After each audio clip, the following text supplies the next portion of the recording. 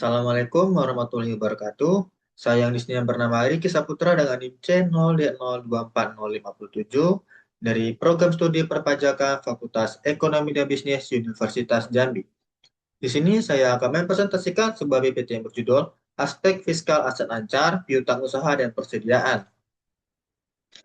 Aset lancar merupakan aset yang digunakan dalam kegiatan operasional perusahaan sehari-hari dan dapat direalisasikan dalam jangka waktu kurang dari 1 tahun.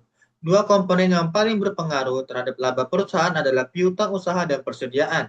Dalam praktiknya, perlakuan akuntansi komersial atas kedua akun ini sering berbeda dengan ketentuan fiskal. Perbedaan tersebut dapat memengaruhi besarnya laba kena pajak dan menimbulkan koreksi fiskal dalam pelaporan pajak. Piutang usaha adalah tagihan kepada pelanggan yang timbul karena penjualan barang atau jasa secara kredit.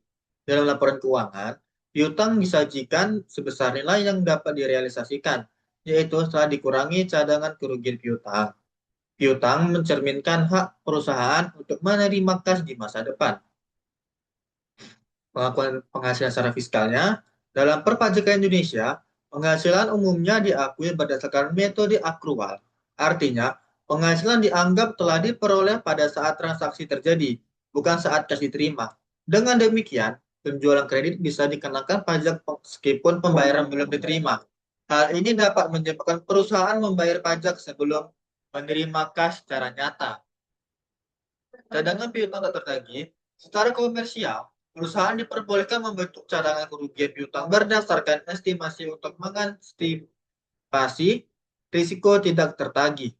Namun secara fiskal, pembentukan cadangan tersebut umumnya tidak diperbolehkan sebagai pengurang penghasilan bruto, kecuali untuk sektor usaha tertentu seperti perbankan dan perusahaan pembiayaan.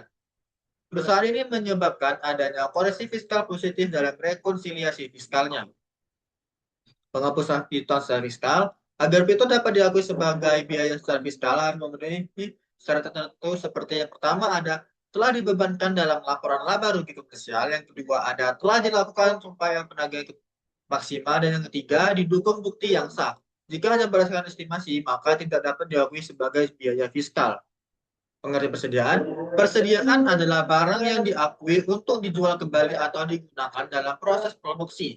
Persediaan sangat berpengaruh terhadap harga pokok penjualan HPP. HPP yang besar atau kecil akan memengaruhi laba perusahaan dan pada akhirnya memengaruhi pajak terutang. Metode penilaian persediaan. Dalam akuntansi komersial, metode yang digunakan adalah FIFO dan Whitehead Average. Dalam perpajakan, metode yang digunakan harus konsisten atau taat asas dan tidak diperkenankan menggunakan metode LIFO. Jika perusahaan ingin mengubah metode, harus mendapat persetujuan dari otoritas pajak. Penurunan nilai persediaan. Secara komersial, perusahaan dapat menurunkan nilai persediaan apabila terjadi kerusakan atau penurunan harga pasar. Namun secara fiskal, penurunan nilai tidak langsung diakui sebagai biaya.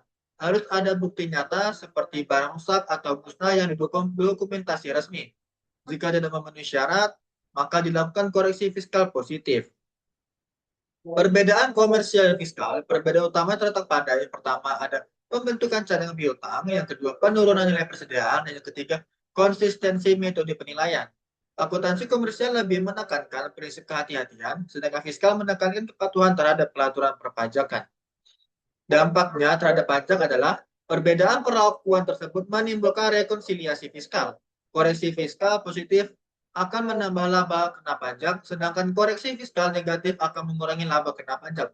Oleh karena itu, pemahaman aspek fiskal sangat penting untuk menghindari kesalahan pelaporan pajak. Kesimpulannya adalah, piutang usaha dan persediaan merupakan aset lancar yang memiliki implikasi perpajakan signifikan. Tidak semua perlakuan komersial dapat diakui secara fiskal. Perbedaan tersebut menyebabkan adanya koreksi fiskal yang memengaruhi pajak terutama perusahaan. Baiklah, sekian presentasi yang dapat saya sampaikan. Saya akhiri. Wassalamualaikum warahmatullahi wabarakatuh.